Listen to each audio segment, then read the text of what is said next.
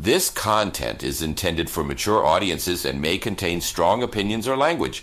Views or opinions expressed by guests or the host should not be considered as medical, financial, legal, or psychiatric advice and are not to be attributed to this platform or its sponsors.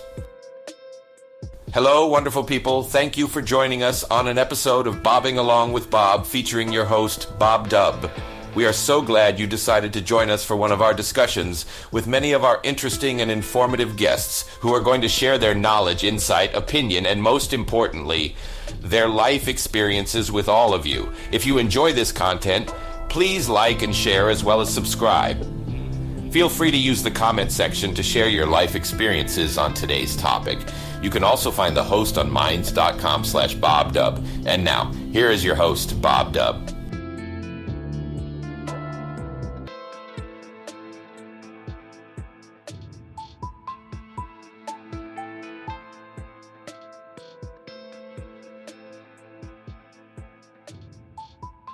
Well, hello everybody. Welcome back to another episode of Bobbing Along.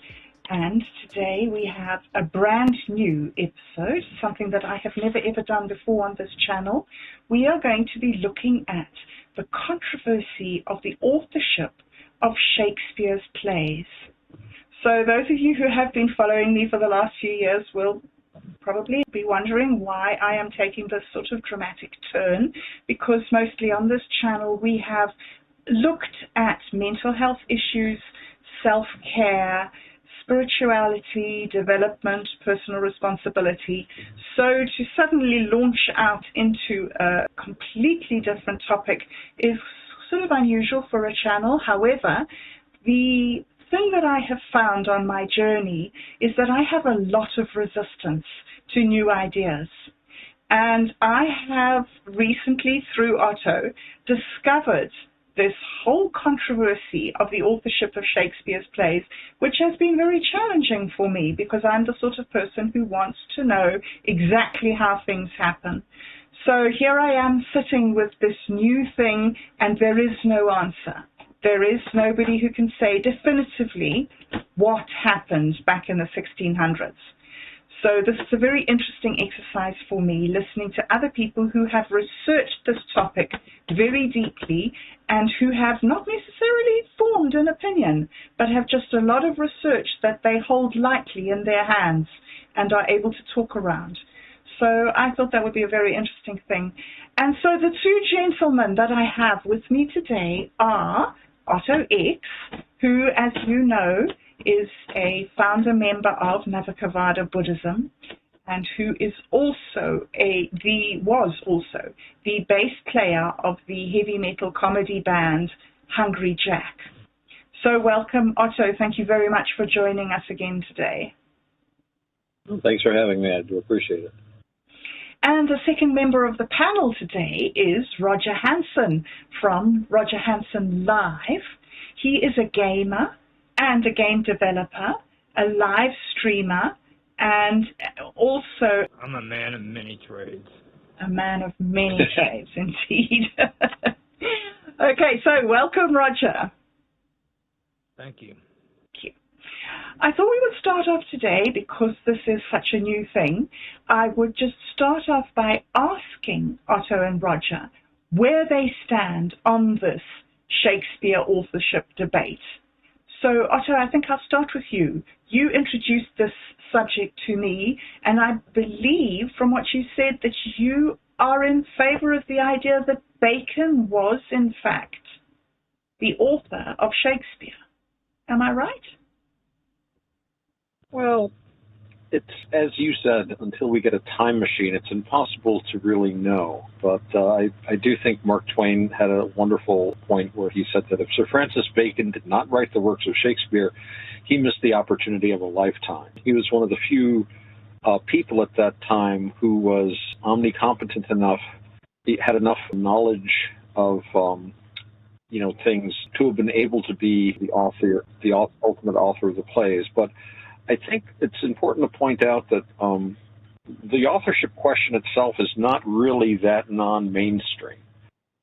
Even mainstream scholars for many years have debated and talked about which parts of the plays of Shakespeare were written by whom. Already a lot of mainstream scholars, and this goes very far back, accept the idea that, for example, Titus Andronicus, which was something of a potboiler, may have been authored in large part or even entirely by Christopher Marlowe. There have been ideas that Marlowe contributed in other ways to Shakespeare's plays. And there's talk of other collaborations. So the idea that the plays aren't entirely by the person whose name is on the play, this idea is not really a new one. The whole questioning the authorship as a whole is simply taking this a little further. So it's not really all that completely at once. You have to remember, too, that a lot of these plays, many of them, when they were first published, didn't even have a name on them at all. So what we rely to a great extent on how people at that time were behaving. So many records, probably 9 out of 10 records are gone. So we looked at things like the First Folio, which was collected by people who were alive at the time and who attributed these plays to one author. Questioning the authorship is not really all that fringe an idea. It's something that actually stands at the heart of mainstream scholarship. This is just, I think, perhaps taking it a little further than they're comfortable with doing. Right. How interesting. And Roger, how do you see it? What's your position on the controversy? The majority of everything that Otto said, I agree with 100%. I personally feel that it wasn't one man that wrote the Shakespeare plays. I feel that it was multiple amounts of people who wrote the Shakespeare plays, and Bacon could have been one of them. Marlowe could have been one of them. There's a lot of signs that indicate that is the truth. There's other people that are involved in it as well. I also went and I did extra research, and I found out other players that were involved in the history of Shakespeare that just there's incidents that just don't jive. You know what I mean? Don't make sense. For me personally, I feel like I said, that there were multiple amounts of people involved, and that Shakespeare was nothing but a pen name that was used by these authors to put their material out, because there were different circumstances for different people during that time period. Like nobility, that they weren't caught down at the playhouses. That was degrading to them. A lot of people believe that it's noble thing to go to the playhouses and watch plays today. But back in the day, that was where the reprobates hung out. You know what I mean? Right. It's no noble man would be caught dead at the playhouses. So right. They had to work around that so that they weren't exposed. You know what I mean? There's situations like that took place, and I can get into that later on, but that's kind of an example of the kind of stuff I found out, by doing my research. So another thing that you came up with in your research that I thought that was quite interesting, Roger, was that you talked about how closed borders retained the society's values and traditions and also upheld the laws within that society. Maybe you could give us a little bit of your thoughts around that.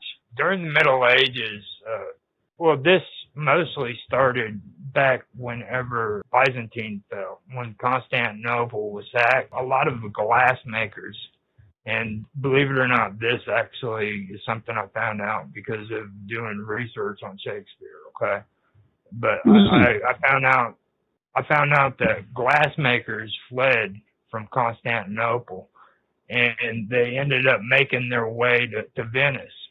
And you know how we have Venice glass now.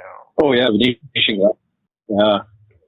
Okay. Now, whenever they did that, Venice closed its borders, and it made it to where people who were craftsmen and people who had talents couldn't leave the borders of Venice. Okay, and they did that because they wanted to retain the secrets of glass making. If you had a trade, that's where you stayed. You had to ask permission to leave. And they did that all throughout Europe, England included, as time went on. That was the way they did things. And I found that out because when it comes to being educated according to the law, it was the same. Okay, people in England didn't just know the law. Okay, you had to be educated to what the laws in England were, and there was only one school that was available during Shakespeare's time that did that, and I believe that's Cambridge University is what it was. If you didn't go to Cambridge, you didn't learn what the laws were. All of that led me to finding out that whoever wrote Shakespeare's plays knew about the laws. And this comes down to Shakespeare's education and how much of an education did he really have. So that's basically where it all started. That's a good point. Whoever wrote the plays had a massive knowledge of the law. And we know that, for example, let's bring him up, Francis Bacon was an amazing legal mind. It is kind of interesting to reflect to what you were talking about, how, we have corporations that headhunt people. Countries would do the same thing because they wanted, like, those glass makers there because it would help the Venetian economy, but they didn't want to share that knowledge. And it's the same way when in England they were trying to attract the Dutch weavers. In fact, they had riots over the foreigners coming in. And they would try to headhunt to try to retain these groups that they saw would help the country economically, and then they would try to keep them there. They had a lot of laws like that. So we talked today about socialistic interference with the economy, but they were trying for a direct time political economy there. In fact, it reminds me of in 1492, the Moors and the Jews were expelled from Spain. The joke was a lot of these were the merchant class and the middle class, and the joke was that they expelled 90% of the people in the country that could read and write and count above 5. Other countries like Holland, for example, was very happy to welcome, especially the Jewish merchants, and it led to an amazing economic boom in Holland to the point where they had, they were fighting wars with England and built quite a little colonial empire of their own. So, countries are always aware of the economic advantage of being able to grab a hold of certain populations that could contribute like that. And I didn't know that Venetian glass originally came from Constantinople. That's really cool because, glass from Venice all through Europe was famed. So they obviously didn't want any of those guys escaping and going and making that glass over in England or in Spain or something, because it would destroy their economy. Very, very interesting. So there were all these very small little communities that had these economic needs, and they were very insular, were they? Yeah, and that also applied to laws as well. And if you guys remember the term "to be or not to be," that's another issue when it comes to Shakespeare. Shakespeare, by all accounts, if he never went to Cambridge, should have known absolutely nothing about what that term means. Okay, everything that play is discussing right there concerns Vehemic laws, which is in Germany. Okay, and for a man to know about Vehemic laws during that time period, he would have had to have been educated with the law and knew what was happening overseas. He would have had to at least traveled to Germany in order to know any of that information. And this leads back to kind of what Otto was talking about with Mark Twain. Mark Twain explained it beautifully. He said that there's no written documents of any kind of travel outside of England by Shakespeare whatsoever. When you get on a boat, you have to freaking be on their ships. What do they call that? Where you have the mast-house, yeah. Yeah. There's nothing indicating that he ever got on a ship. There's absolutely nothing that indicates he even got a letter at all. And yes, this man knows about Vehemic law in Germany. Yeah, interesting. That's interesting. A lot of people, I know a little bit about Vem, the special Vem, the Vem courts and everything. They had a whole justice system. And I was talking to a relative of mine who's from Bavaria and an aunt of mine. And we were talking about this, and I brought up the Vem, and she looked shocked. Who told you about that? How did you know about that? You know, even to this day, it's something that's not widely known. Germans are very aware of it, but it's not something that gets into general history. Mm-hmm. That's a good point. You know, when somebody can demonstrate this knowledge, you know, it obviously is not knowledge that, you know, a guy that, as near as we can tell, was basically a petit bourgeois theater manager, businessman, and really no evidence that he could write. Now, what's interesting, this is something people often forget. Now, they go on a great length about Shakespeare's, for example, Shakespeare's parents were illiterate. I'm talking about the Stratford man. And Shakespeare himself signed his name 4 times, spelled it differently for each time, and the handwriting is very shaky. He's obviously not used to wielding a pen. But a lot of people could read, but they couldn't write, or not write very well. Reading and writing were taught as 2 different skills. So it was quite possible for somebody to be able to read well enough, you know, like we say, teach him how to read the road signs, who could read well enough to make his way through society, but not really have the skill of penmanship and writing, which is a really complicated thing. And if you know, the schools were limited, you know, as Roger was saying, you only had these official schools, and if you missed that, there weren't other schools you could go to. There wasn't Head Start. There wasn't homeschooling. You could pick stuff up on your own, of course, but it was kind of hit or miss sort of thing.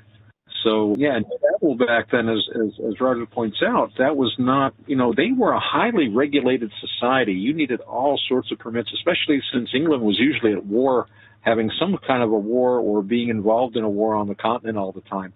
They would look very suspiciously at people, you know, wanting to go across there, unless they had a good reason to. Depending on what year it was, you could be looked on with a great deal of suspicion. By both sides, because you could very well, like in Christopher Marlowe's case, be a spy or an agent provocateur. You know, this was a wacky time, and this also gets back to what Roger was saying about the importance of people not being known. You know, I mean, you could be arrested. I think Johnson was arrested something like 4 times. A lot of these guys were arrested, some were tortured, some were killed. You didn't necessarily want your name on any kind of a literary production. Heck, Bacon's dad, Sir Nicholas Bacon, was an important person at court. He held all kinds of court positions, Keeper of the Great Seal and stuff like that, but his career was damaged very heavily because he had written a book, and the Queen didn't like the book, and as a result, it really took up the advancement and caused him some stress. So even something like an innocent book that wasn't particularly considered to be you know, treasonous could get you in trouble if somebody just didn't like it. So, and some of the Shakespeare plays had been, you know, I mean, there was a famous thing where they were trying to rebel against the Queen, and they paid to have Richard II, you know, the story of a very weak king, produced as a kind of a primitive propaganda kind of a tool. And the government, you know, investigated who the hell wrote this, what happened to it, you know. And but yeah, you could go to prison very easily for writing a play, having your name on it. So it would make a lot of sense to let William Shakespeare take the rap. Uh-huh. So the name Shakespeare might not even refer to an actual person, but might just be a name that was used. Is that right? That this man, Shakespeare of Stratford-on-Avon, he's just a coincidence? It's sort of. I mean, the name, it was pronounced in his day, and I looked this up, Shakespeare. And this is thought to be a corruption of the French name Jacques Pierre. And, of course, they pronounced the S back then, so it would have been the Jacques Pierre. And it's probably, you know, French origin. A lot of English people were. I mean, from the Norman invasion on, a lot of French in England. But Shakespeare itself, I have seen argued, was just a generic name. It's sort of like, you know, in theater, they'll have George Spelvin as a standard theatrical name. If you've got somebody on the bill that has too similar a name to someone else, or just doesn't want to use his or her name for some reason, they'll just call them George or Georgina Spelvin. It's understood.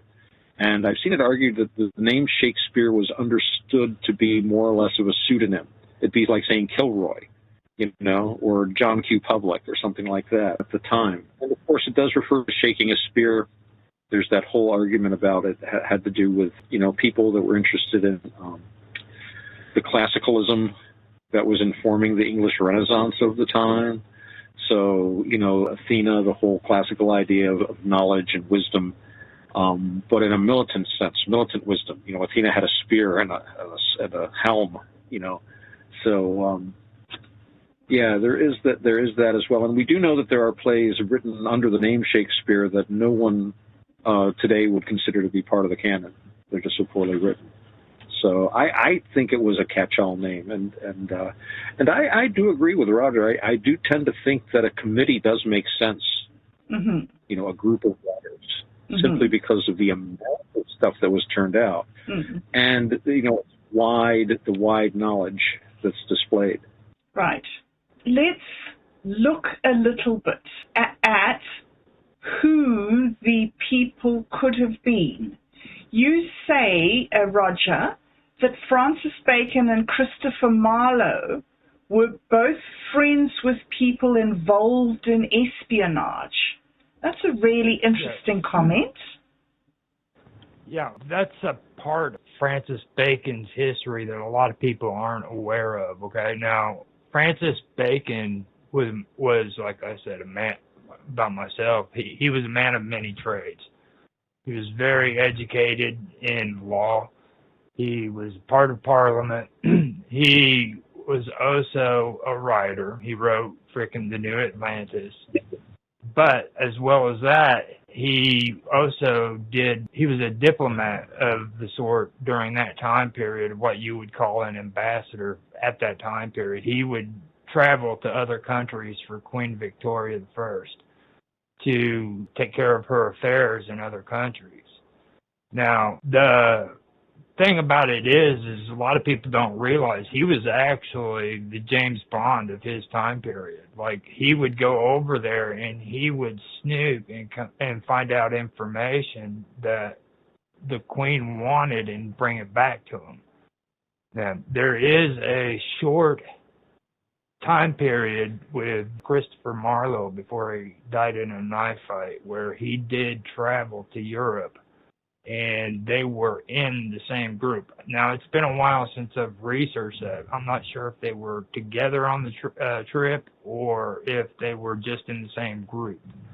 But I know that there was a time frame there where they were in the same area at the same time. So there was a possible connection there between Marlowe and Francis. So a lot of people aren't aware of that, though, that he was actually able to gather information for Queen Elizabeth and be able to do that. Queen Elizabeth had a really close relationship with Francis Bacon, and that's one thing that I know is a good conversation piece, too, with not only the Shakespearean theory, but you also have the Tudor theory, which goes even deeper, with what was the relationship between Francis Bacon and Queen Elizabeth. Some people believe that he may have been an illegitimate son of Queen Elizabeth, just like De Vere is also could possibly be an illegitimate son as well. So you got a lot of things coming out of the Shakespeare theory besides the actual writings.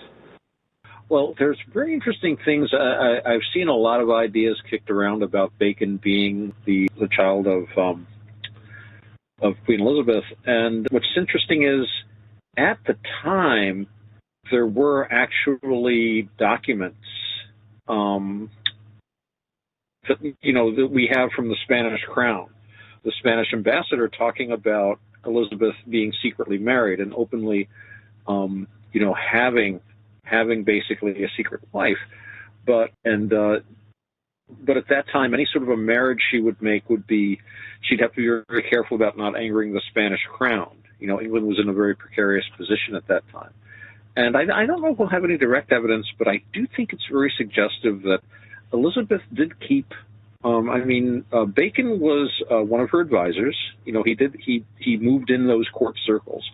But at the same time, she would often be very dissatisfied with him and unhappy with him, but she never quite had his head chopped off, almost the way you'd put up with a kid that was just, misbehaving. The story I heard was that while he was a member of Parliament, he opposed a bill that the Queen had wished to come through.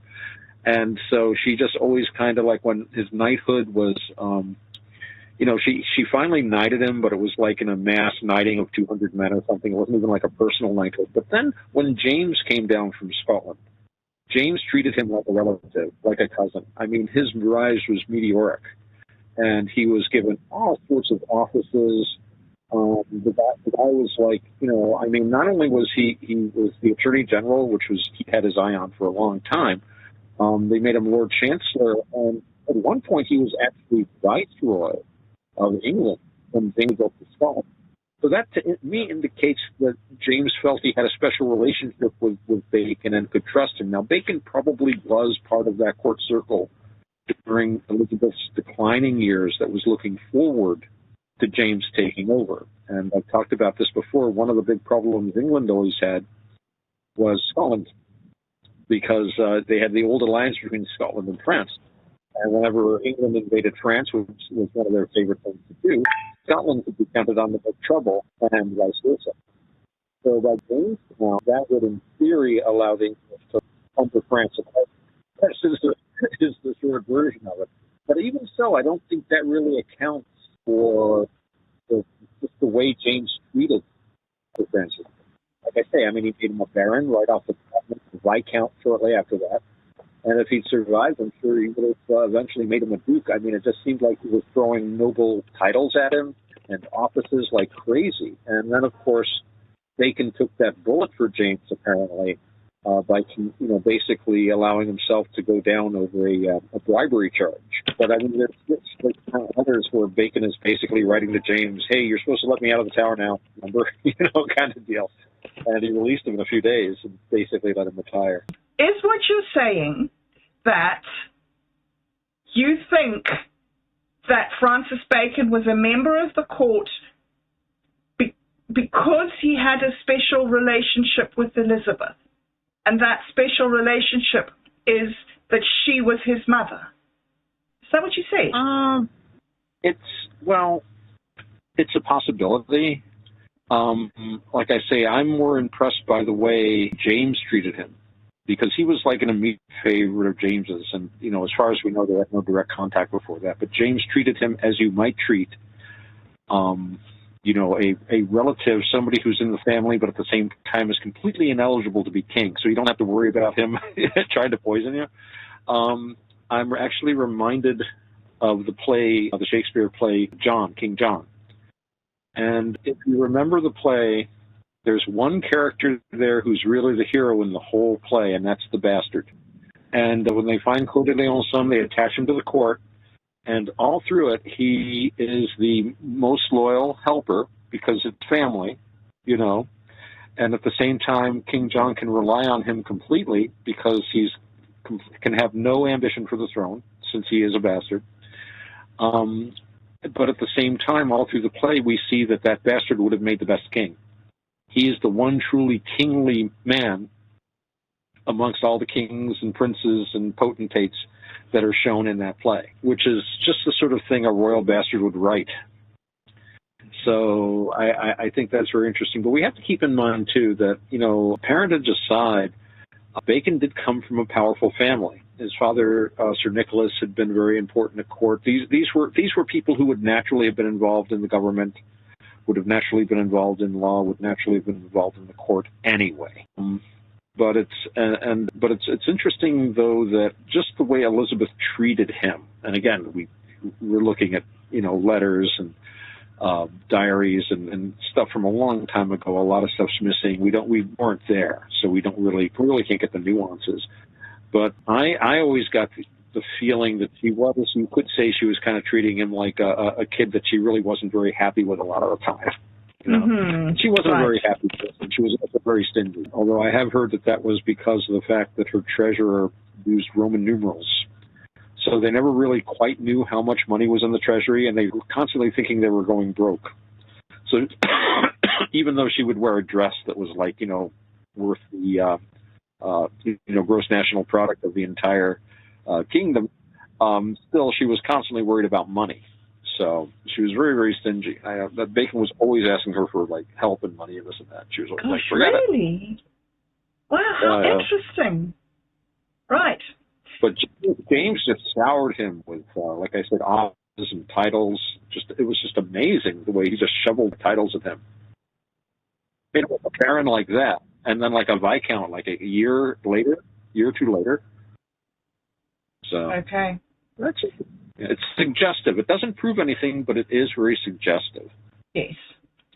Well, all this stuff really doesn't prove anything. It's all just very suggestive. Yes, indeed. Well, at this point, we have another guest who has joined us. And Tan, welcome. Okay, I just joined to listen in. We're just discussing who could have written Shakespeare. We've mentioned that Shakespeare maybe couldn't read, maybe couldn't write, and we've mentioned that there's some highly specialized insights into law and sort of the legal position of the time. And we've also we're talking a little bit about the court and Francis Bacon's position in the court.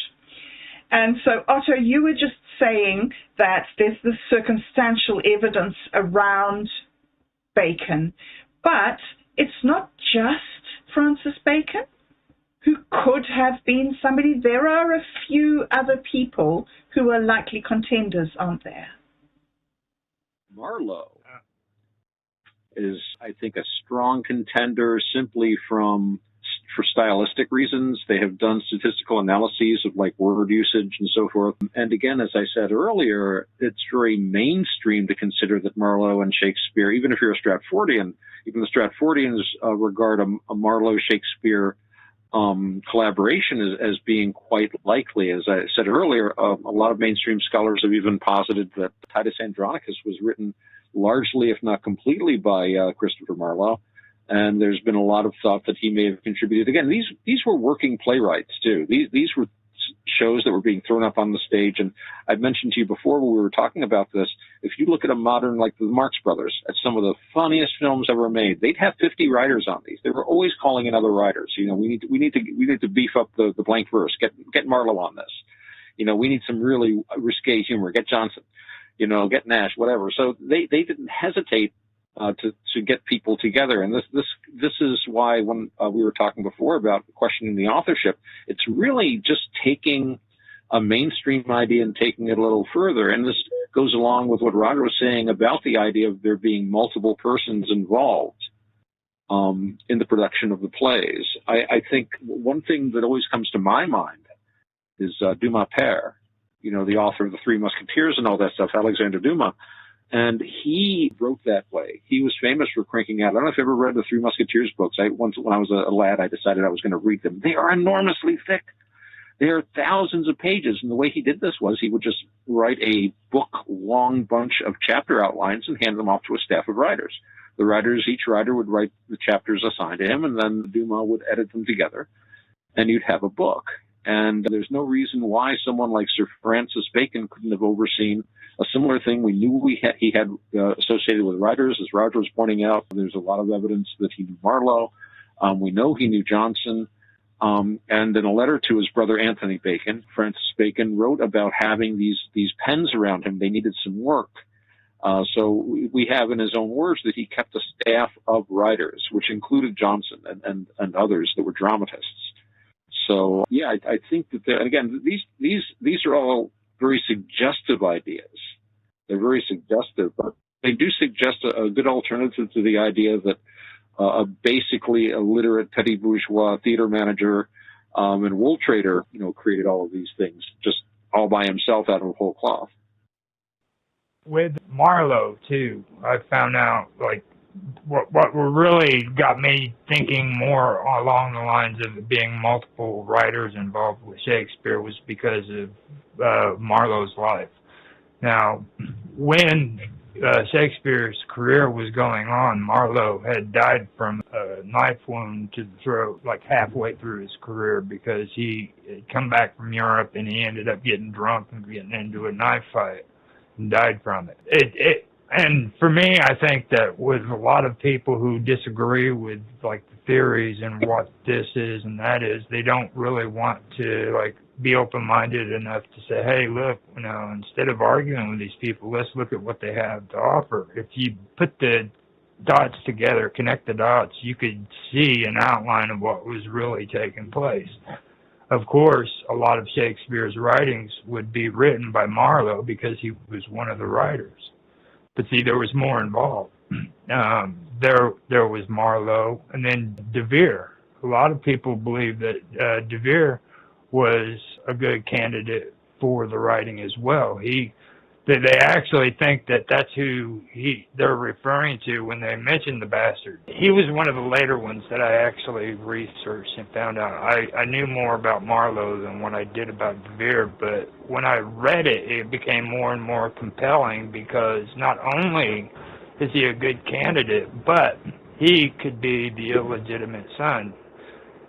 Not too many people are aware of where De Vere is buried. Okay, he's buried in the Abbey, and the only people that get buried in the Abbey are the royals.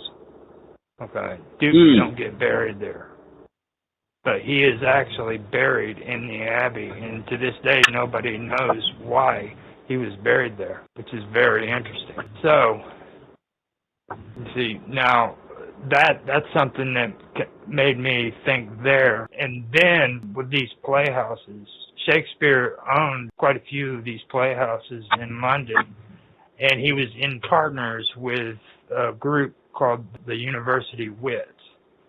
They were all partnered up on these playhouses, but at the same time, the University Wits were Shakespeare's they were his biggest critics. When they were handing out pamphlets and stuff like that, it was the University Wits that was always cracking on Shakespeare and criticizing him for his plays, okay? So the same people that are criticizing him are going into partnership with him on these playhouses, yet they don't like his work. You know what I mean? So you've got atmosphere there where it's a lot of publicity going on, you know what I mean? A lot of story playing. You said that Bacon and Marlowe were both involved in espionage and deceit.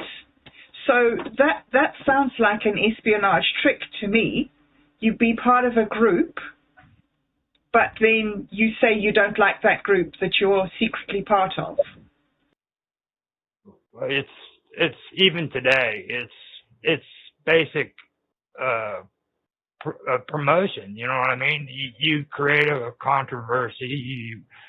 A debate, I don't like you, you don't like me, and then during the whole time, you're both in partnership, making money off of it. You know what I mean? They do it in publicity all the time. Back when I was a teenager, they had rock and roll bands that had magazines where they talked about this band hated this band. It's been going on for hundreds of years. I mean, it's the same stuff, different year. Interesting.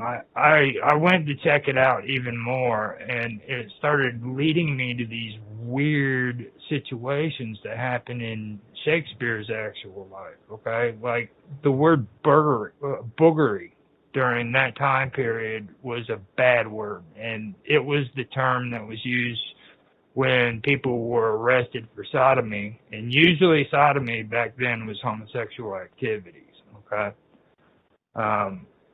Shakespeare, during his time, had these supposed playhouses. He was in partner with college wits. He had these manuscripts that he put out. And in his inheritance, not one time did he give anything pertaining to playhouses, to manuscripts, to anything to any of his relatives. The story goes that he denied inheritance to his oldest daughter because of her husband. Her husband was arrested of burglary, Okay, and because of that, he refused to give her any of his inheritance. Then it goes on to say that the only thing that he gave his wife was their wedding bed as when he died. So that was the only thing that was given, but there's no evidence that he ever had any kind of manuscripts for the writings that he had in his will. There's all these playhouses that he was supposed to have been a part of, partnerships with. He had no money there, and it just gets weird there. And then you go and you look at Francis Bacon, okay? Francis Bacon, you look at the end of his career when he finally left Parliament, there's a rumor that had gone around that he was arrested and he was threatened that he needed to leave Parliament or he'd be brought up on charges of boogery again, okay? Which to me is kind of odd that it's going on in both stories, you know, that this word boogery keeps popping up, and it's kind of like somebody put these as explanations to why these people weren't, you know, connected together. So anyhow, the story goes is that's one of the stories why Francis Bacon left Parliament, was because he was being threatened that he would be charged with boogery if he didn't.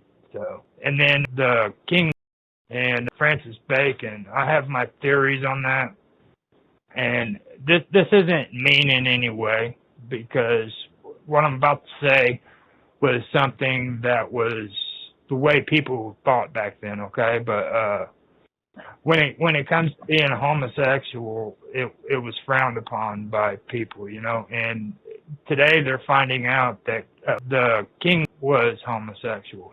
And now I know that everybody gets it mixed up that he wrote the Bible, the New Testament of the Bible, but he didn't write it. He commissioned it. You know what I mean? He commissioned the writing of the New Testament, but now they're finding out that he was, or they're believing that he was homosexual, is the best way I should say it. And my theory is that the reason why Francis and the king got along with each other so well is maybe Francis was homosexual. That's my basic gist of all that when it comes to, you know, the king and Francis, and then the whole controversy with Shakespeare and things like that. Like, his whole life was very interesting. And another thing I want to mention too is like this Stratfordian Shakespeare. I've heard a lot about his education. Like, I believe he only had a 7th grade education, and that's even controversial. They don't know for sure if he actually had the full 7 years in school, because now they're going back on what they said about his parents being Catholic and keeping him out of school. So, because during that time, the English were being harsh on the Catholics because they had broken away from the Catholic Church, and people didn't like the fact that their children had to go to these schools, so they pulled them out of school. So now they're backing out on that part of the story, saying that never happened. So I don't know for sure if that was true or not, but it is a part of the story which has been taken out. You know, there's this whole modern trend about, you know, everybody in the past had to be gay and everybody in the past had to do this or that. I think that kind of comes from, we like to project our own ideas on the past. Somebody once told me that they hung out with Willie Nelson. Willie Nelson really likes to smoke pot. So whenever he'd see an old picture of like old cowboys with hand-rolled cigarettes or pipes, he'd say, I wonder what they're smoking in there. I bet a lot of them are smoking pot. They probably weren't. I used to do the same thing myself. I used to be a really militant pothead. I see any old picture of a guy with a pipe. I bet he put pot in it. So you tend to project that. There were a lot of people at the time that were accusing Bacon of being homosexual. These were accusations made by his enemies. He didn't marry at one time, and you know, it's hard to say from this far away. There's always been gay people, and as far as James goes, again, it could very well be the case. I mean, it's just so long ago we don't know. But I will point out though that it was not seen as anything unusual to have close male friendships at that time. So I think a lot of friendships. I mean, even in the Victorian times, Holmes and Watson would walk down the street arm in arm. And that had absolutely no connotation of anything other than simply close male friendship, male bonding. So, but what's interesting, and I was saying this before, is that James did shower Bacon with all sorts of gifts and power, offices. He made him like a baron and then a viscount. So I have comment about this. I came in late, so I didn't know what you guys views is in terms of this authorship. But when we're talking about this, maybe have you discussed the pros and cons? What are the arguments for authorship, and what are the arguments against his being the authors of his work?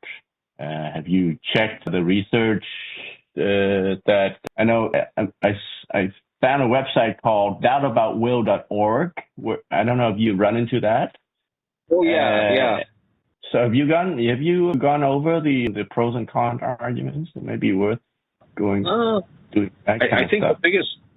I think the biggest Stratfordian argument is that the plays of William Shakespeare have William Shakespeare's name on them. So, the plays are written by the guy whose name is on them, and that's a good enough argument up to a point. I think part of the problem is because we are so distant in time and so many records have been lost that, you dig around and you find, say, okay, here's a play with the name William Shakespeare. Well, here's a record of a guy that lived here, and that has Shakespeare's name. And here's a tax record with the name William Shakespeare. You kind of hope that it's all the same person, but you don't know for sure. And I'm thinking of Edmund Spenser is a good example of that. We know very little about Spenser. He's mentioned a few times in some, I'm trying to pull this out of my tiny little room here. I haven't read about this stuff in a while. I think in some of Harvey's correspondence, the so-called Immerito letters, he's referred to as Immerito and as a young man. Now, they also found a record of a guy named Edmund Spenser, who basically worked in the office of the Lord Lieutenant of Ireland. And all the time that the major works with the name Edmund Spenser on them were being published, this other Edmund Spenser was living in Ireland. And in fact, the works that mention Ireland seem to be written by someone who does not live in Ireland, because it shows an incredible amount of ignorance about the geography of Ireland. So on the one hand, it could simply be that this is another guy. A lot of people had the same name. And in fact, I've heard that they even changed the dates on his memorial at one point because it made him too old when he died. And the Immerito letters that we know refer to the author of Spenser's work, refer to a young man. There are these works by a guy named Edmund Spenser, and then we find a few records of a guy that worked in Ireland named Edmund Spenser. Are they the same guy? Maybe. But so evidence about, little Shakespeare, yeah. The Stratford guy had the same name. And then 100 years later, people started saying, hey, he wrote the plays, and started having Shakespeare festivals and all this sort of stuff. So I think the main evidence for Shakespeare having written Shakespeare is basically tradition. But the tradition is arguably late and didn't exist in his lifetime, from what we know. And again, we are looking through a lattice work at the past, and so much of our vision is blocked. And we can move our head a little bit to try to get a different perspective, but there's a lot we think we don't know. And I think the main argument against Shakespeare is the fact that there are a lot of other circumstances that, if it weren't for the name, we would never think this guy wrote these plays. And since we know so little, I think we're justified in looking at alternative explanations. That's how I would sum it up anyway. And when did this conspiracy started about doubting of his authorship? I think in part the conspiracy was conferring the authorship on him, because one of the things about Stratford-on-Avon is they make a lot of money off this Shakespeare thing. It's a huge, huge business. And I think people from the start were not really sure who wrote the plays. But in the 19th century, there were people who began some serious doubting. And of course, they did plunge into things like cryptograms and anagrams and ciphers and codes, which can be suggestive, but I've never really thought they were a really good basis for any like solid arguments on the subject. No, I didn't either. But yeah, I think a lot of the doubts sprang up, especially in the 19th century. The really big Shakespeare revival began in the 18th century. Right. 17th. I've heard that most of the plays, or a significant portion of the plays, are only found in that one book that was printed in the 1600s, and that they were all attributed to Shakespeare in that one volume. And one of the issues is that there are no other backing copies. There's only this one volume. Is that the truth?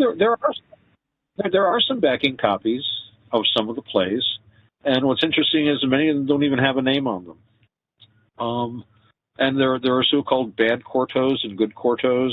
Some of the copies of the plays that were published beforehand seem to have been written from prompt books, possibly written by actors that didn't remember very clearly what they were saying. There's a hilarious bad quarto of Hamlet you can look up, where the whole to be or not to be soliloquy is completely butchered.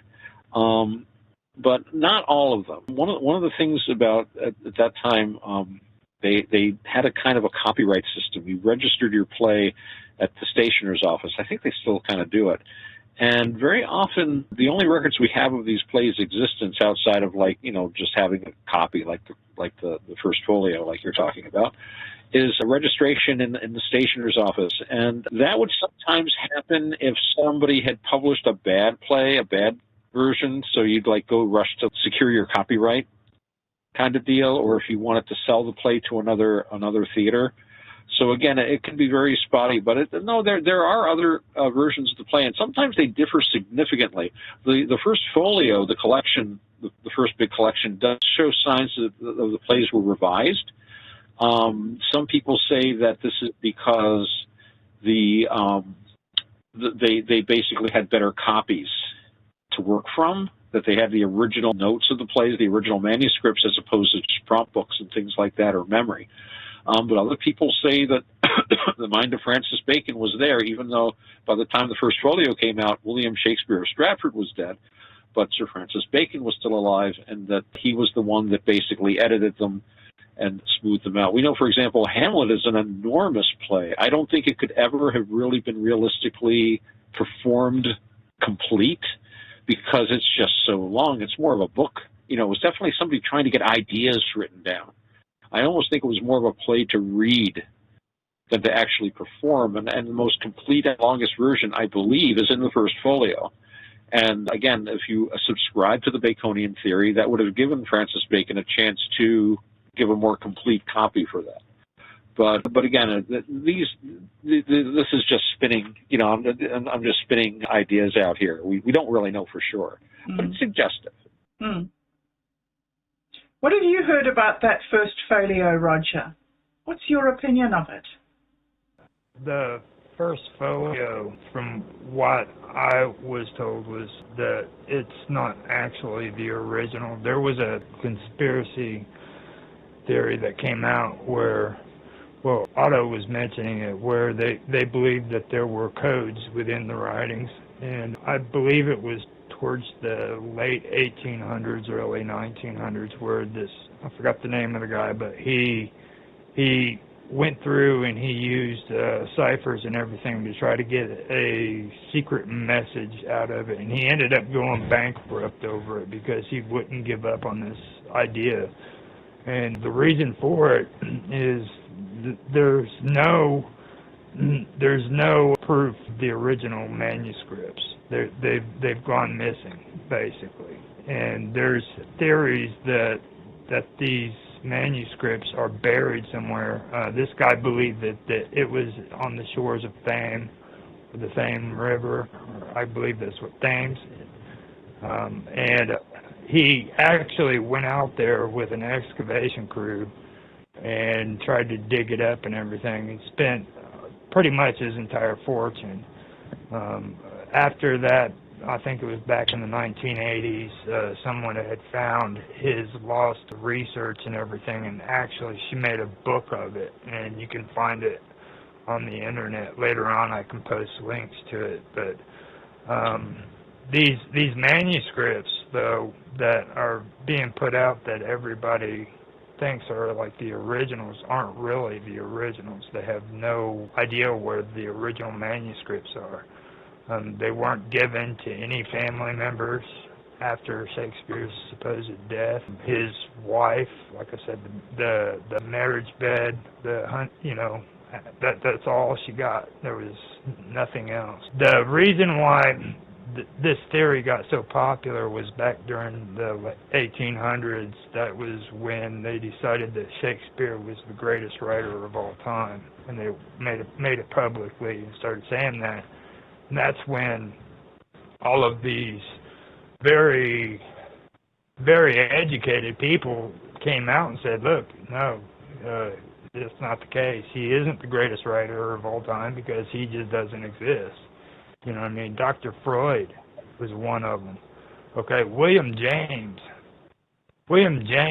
even frickin' denied it. Walt Whitman didn't believe that he was real, you know.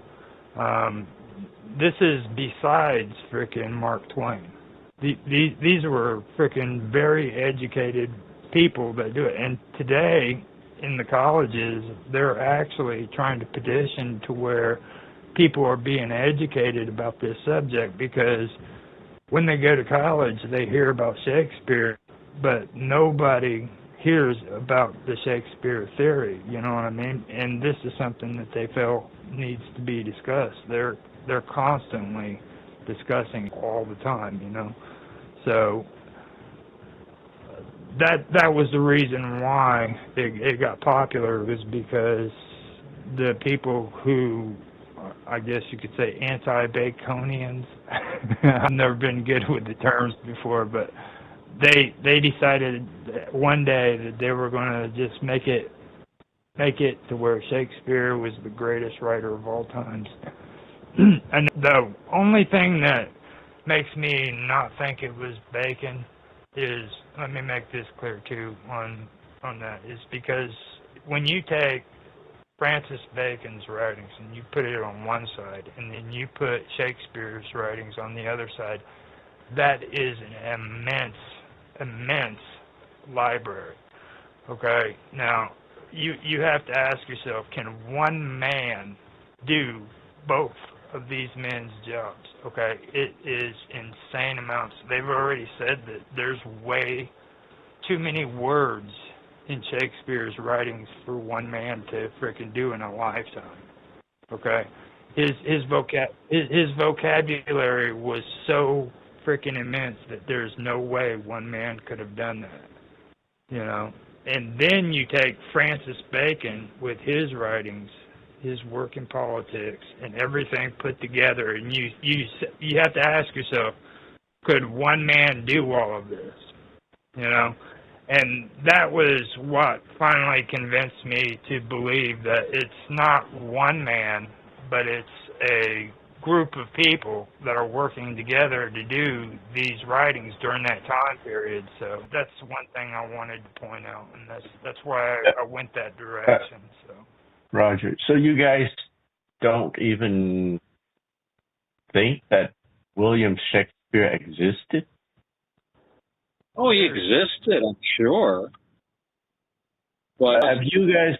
There's the Shakespeare library called the Folger Shakespeare Library that I'm sharing on WebTab. Yeah, that has all these documentation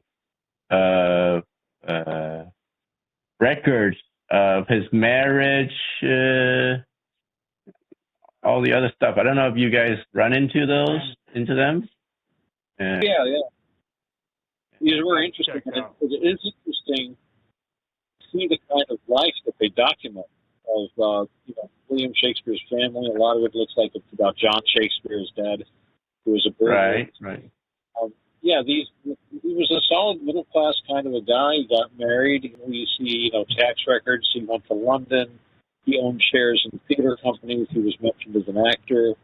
Worked in theater. He was an usurer. His dad was an usurer too. They used to loan money on wool. It was illegal, but you made a lot of money on it. And actually, I guess I'd read that his dad lost a lot of money because of just a crash in the wool market or something. It was like a bubble or something. But yeah, so there's no real documentation of William Shakespeare as an author or a playwright.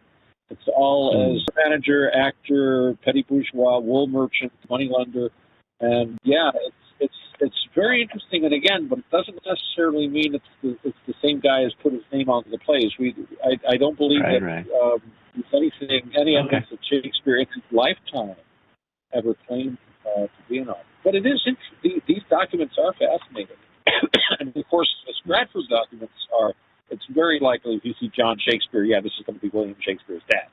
You know, in a city like London, it can be odder. I mean, I think there was like 1 million people in London at the time, which was huge, a huge number of people. There you can have overlapping names a little bit more. But I think the Stratford records are actually very important, showing the kind of guy Shakespeare is. And he wasn't a bad guy, but it doesn't seem to indicate a literary kind of thing. And you know, as was brought up earlier about his will, you know, there was absolutely no evidence of any kind of literary remains, no manuscripts, no books. I mean, whoever wrote those plays had to have access to an amazing library as well as an amazing amount of life experience. We don't have in the records we have of Shakespeare Stratford on Avon. I believe he existed too, Tan. I just what it comes down to for me is there's more evidence for people who are against the idea that Shakespeare wrote those books than what the actual quote-unquote intellectuals are. They just don't bring enough evidence to the table to back up their claims that Shakespeare actually existed. It's really a weak argument. It's probably one of the only cases where the conspiracy theorists, if you want to call them that, have better evidence than the actual people who claim that Shakespeare was real. You know what I mean? And that's just from what I've seen from it. They just have better evidence to back up their claims. So we've mentioned Bacon and we've mentioned Marlowe, and those seem to be the two main, from what I can see, those seem to be the two main contenders. But neither of you have said that Marlowe was actually dead before Shakespeare's plays were written. Like, do you think that people, that whoever compiled the plays took a whole lot of other people's writing, dead and alive, and made the plays out of other people's passages of writing? Is that what you're saying, that there was one author who compiled these plays out of many different playwrights' works? Marlowe didn't die before Shakespeare's career. He died right in the halfway point. So, and I believe that he could have been directly involved in writing these plays, but he died. You know, and I personally feel that it might have been a group of people working together as a team, coming up with these writings. You know what I mean? So that's where my stand is on it. So I'm done. Who do you think, Roger? Who do you think were the members of the team then? I believe that it was the university wits. I believe that it was also Francis Bacon. Francis Bacon had his own writing team, as Otto had mentioned. That is a known fact, that he did have groups of writers that worked under him. I believe De Vere was a part of it. And then I haven't been able to read the other guy that I put on the list that I did for the talking notes. I really wish I did take time to get to him, but I just finished within the last year or so covering De Vere, and he is really compelling. He could give authorship a real close run for its money. When it comes to standing him and Bacon side by side, you can see that both of them, I mean, It's really amazing. And then when you read the story of De Vere and the things that took place, like today, he has family members still in England that swear up and down he's the legitimate son of Queen Elizabeth. It's amazing. Interesting. What do you say about De Vere, Otto? There are some very suggestive things about his life. It's been pointed out that there are a lot of parallels in the play Hamlet with De Vere's life, also with the play, which was it, All's Well That Ends Well. I think you could say that it's very suggestive. Of course, one of the problems with De Vere, again, as they sometimes say with Marlowe, has to do with his death date. But the dates of the publications of these things are problematic. And as I was saying before, sometimes a play could be around for years before it actually was registered with the stationer's office. So it's very difficult for us to know when exactly things were written. A lot of the time they depend on things like, statistical analysis of word uses and stuff like that. And that works up to a point. So there is evidence for De Vere being involved, certainly. He certainly had the education. Certainly he had traveled, in areas that were written out of plays. And certainly he moved in those circles. I think one of the very interesting things about the Marlovians is the argument that they make about his death having been faked. And there's a very good article that Peter Farry wrote, and it's on his Marlowe website called Hoffman and the Scholarship. And it talks about the Hoffman Prize, which was supposed to it was basically the prize for somebody that was supposed to write an essay about Marlowe being the author. Excuse me. But there are some very interesting suggestions that his death could have been faked. The fact that he was a spy, he was involved with intelligence services. The Elizabethan intelligence services you think the CIA and all of that kind of stuff is bad. He had competing intelligence services, and they had all kinds of agents provocateurs. One of the things we know Marlowe did was he came over to the continent to pretend to be a forger, a coiner, in order to entrap other people to do coining. Now forging, counterfeiting, was an offense that was punishable not just by death. Because the court swore the face of the Queen, it was considered treason, petty treason to counterfeit.